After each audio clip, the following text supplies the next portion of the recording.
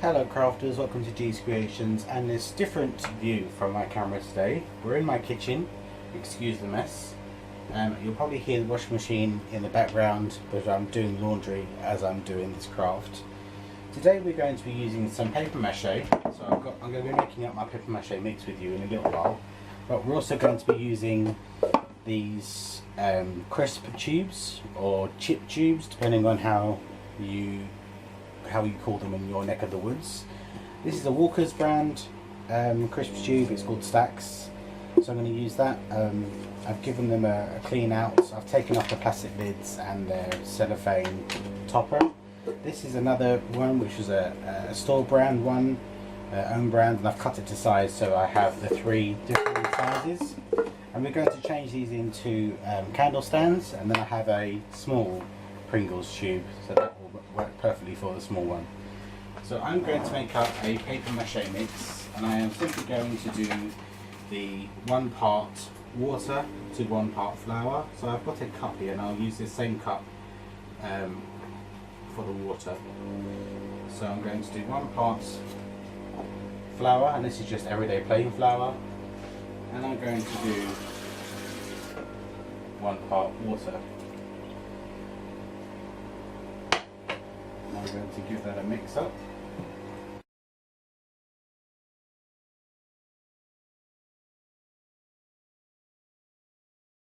That's decent consistency, not too thick and not too watery.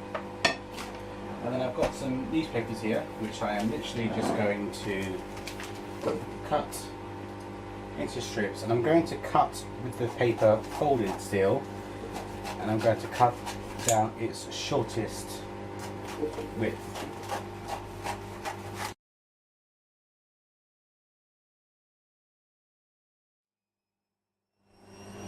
I'm going to remove my ring. So obviously if you're wearing jewellery, it's not a good idea to keep that on while you're doing this. The only other thing I'm going to do is I'm going to open up the paper that I've just cut, and I'm going to find the middle piece, and I'm going to cut through the middle as well. So I'm just going to put my scissors in and cut through the middle piece of the paper.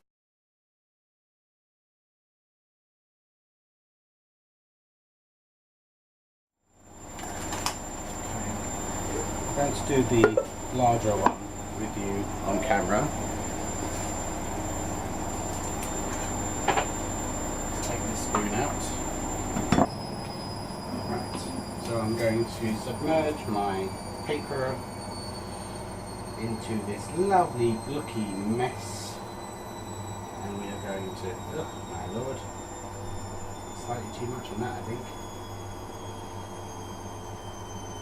I'm going to wrap it around. But I'm also going to grab hold of some paper that I haven't submerged, and I'm going to put that on there too.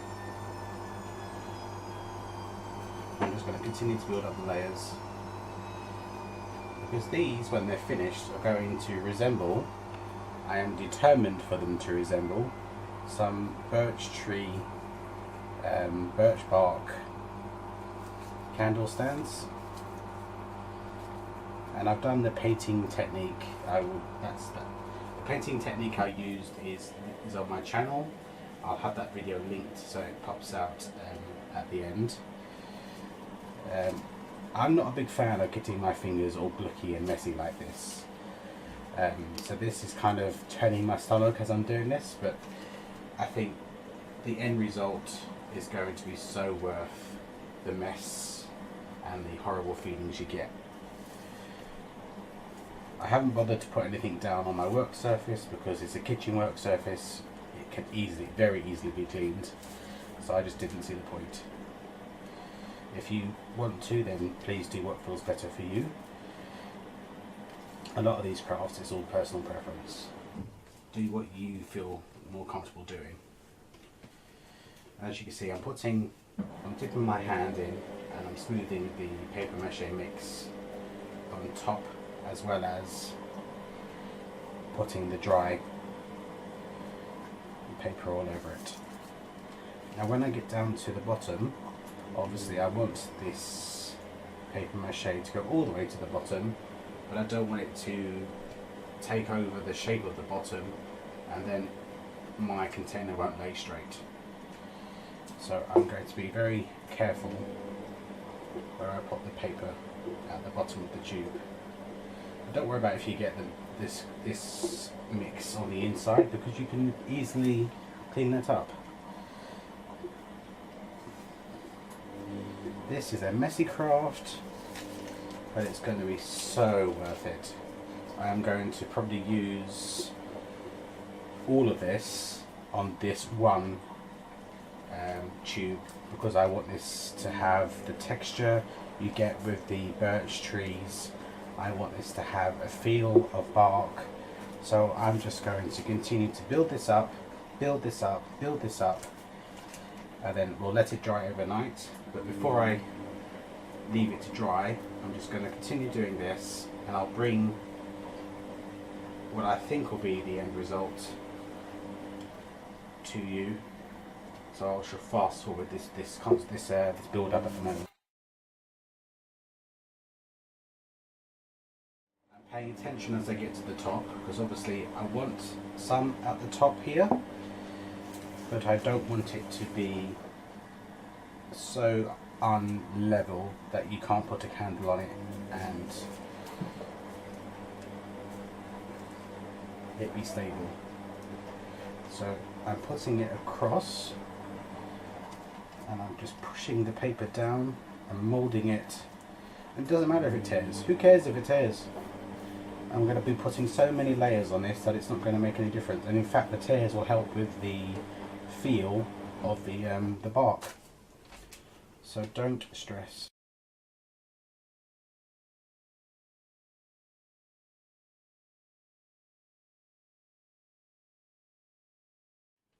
Make sure you put creases in your papers. When you're putting it on, put creases in the paper, because we all know that bark isn't a soft, smooth finish. Crunch up your paper if you want to before you put it on. Give your candle stand as much texture as you want. Now I want this to be as true like as I can manage to get it. I'm going to do a paint job on it, obviously, but I want it to be, I want it to have the nodgings and the imperfections that you get with tree trunks and branches and that kind of thing. I don't want it to be, as smooth as a baby's bottom, for example, because that's not what a tree is. And yes, I'm making a mess and I'm getting it all over the place, but it doesn't matter. You wash it up.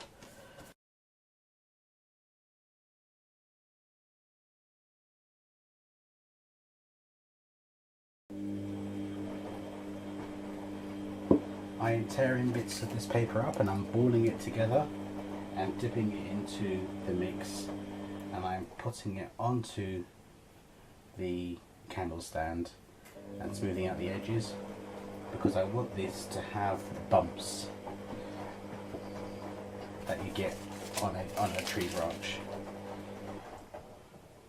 The more imperfections, the better.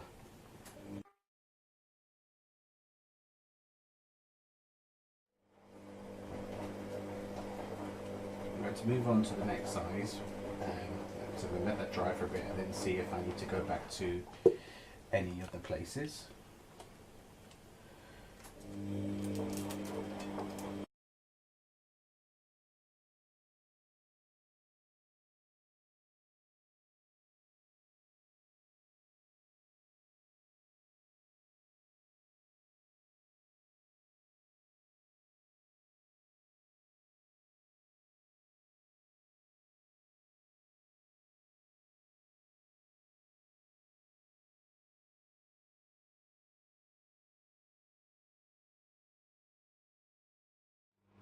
Okay, crafters, I'm going to let all three of these now dry overnight, and then I'm going to come back tomorrow and I'm going to see if I need to add any more. If I need to add any more, I will add some more. And what I'm going to do with these ones, as I haven't done, is I'm going to add some paper to the top of these tree nudgings just to secure them in place. I think I want another one up here.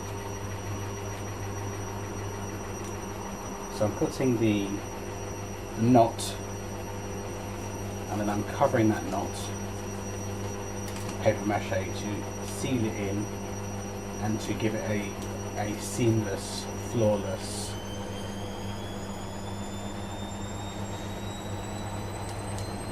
look. Just so it feels like it's actually part of the tree rather it's stuck on.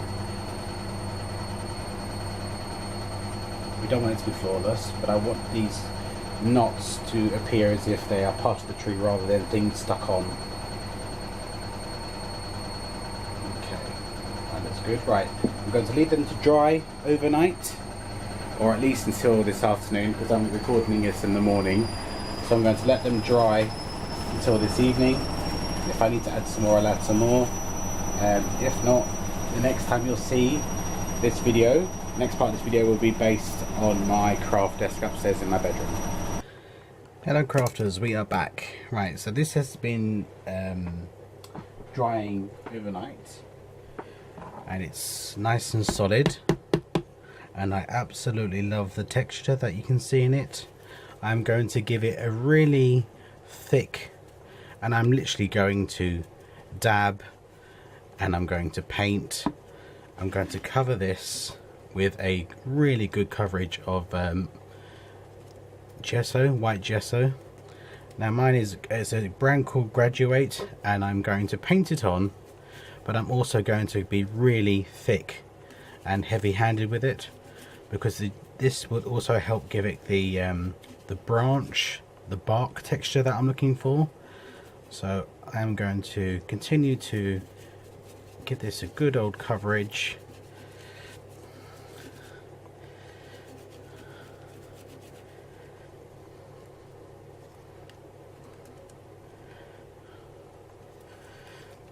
I'm going in kind of a zigzaggy motion because that will help give it even more texture. And I'm going to go over the top and literally just dab the paint on so it's nice and thick. I am being so generous because this has got to have the look and the feel of bark. I want people to be able to go up to these and go, is that bark? I don't know if it's going to look that good, but I'd like to think it will. So as you see, I'm really layering it on. Right, so that's the white, and by all means you can give it more than one coat, but I quite like it if some of the dark from the newspaper comes through underneath, because that just adds to the discoloration of some birch trees. Okay, now I'm going to get it off my hand. Okay, let's move this out of the way, and let me just clean my hand, because obviously my hand was inside of the candle stand.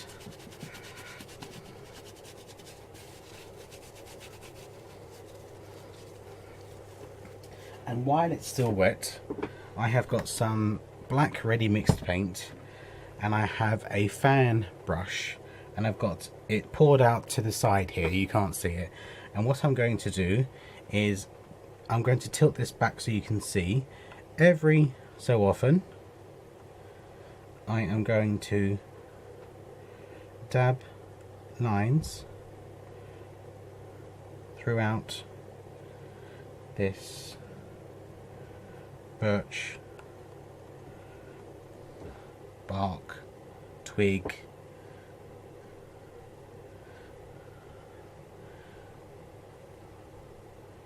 and I'm doing it while it's still wet because I want for the two colours to merge.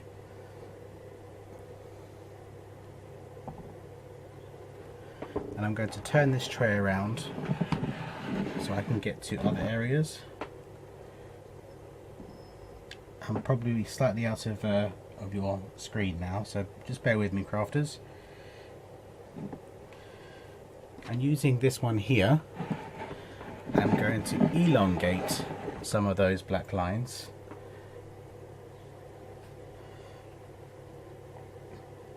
Just to make some longer than others.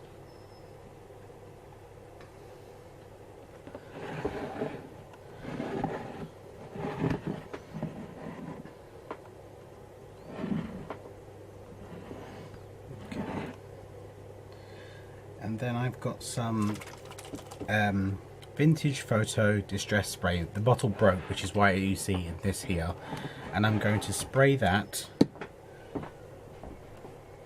Once I rectify this up here, I can still see some of the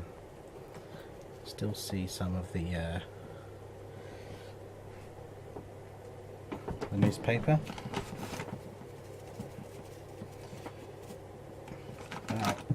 I'm going to spray this vintage photo on the tree.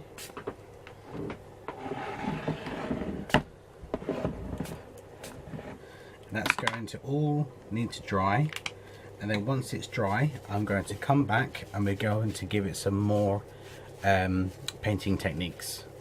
So I'm going to let these dry and then we'll move on to the next stage.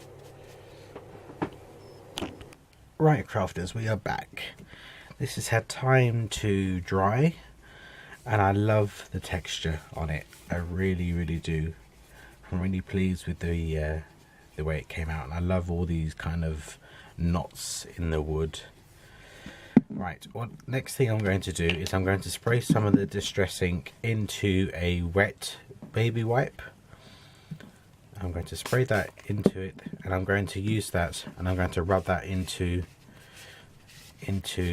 the wood,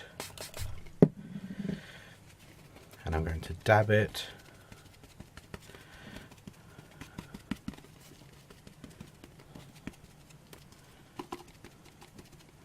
Right, so you get that kind of look. And then what I'm going to do with the vintage photo distress ink, I am going to go over so it can hit all those raised areas to give those raised areas some definition.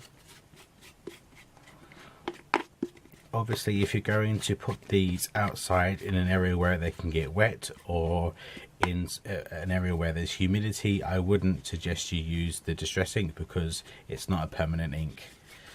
But as these will probably just go on my mantelpiece or somewhere within my home, I'm not bothered about the fact that I'm using distress inks.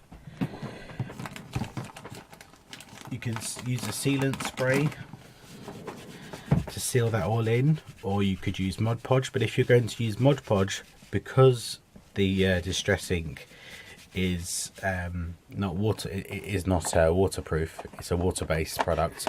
If you use Mod Podge, it will discolor the log, because it will make the distress ink into like a watercolor. I have done the previous two and they've had time to dry, so that's what it looks like when it's freshly done. You see the colours much more vivid. Once it's had time to sink in, we get this kind of look, and I really like the way it turned out. And here's the smaller one. So I'll have 3 of those like that, and all we need to do is pop our candles on. I'll just go and get some candles, if you bear with me 2 ticks. Okay crafters, so you put your faux candles on top, and you can of course you could add some raffia to the candles, you could add some raffia to the candle pedestal stands, you could use smaller candles. You don't have to use these for candles. If you've got other things that you've made that you want to display or highlight, then you can put those on top and use these as display stands. But there you go, they go on top. Add a bit of raffia around the candle. I just really like the way they turned out. I'm really happy with them. Really happy with them. I'd love to see your recreation. So if you do recreate these, or any of my projects, or any project that you're currently doing, sorry, please share it with us over on G's Creations on Facebook. Thank you very much for joining me today, crafters, and I will see you again very soon. Take care now. Bye bye.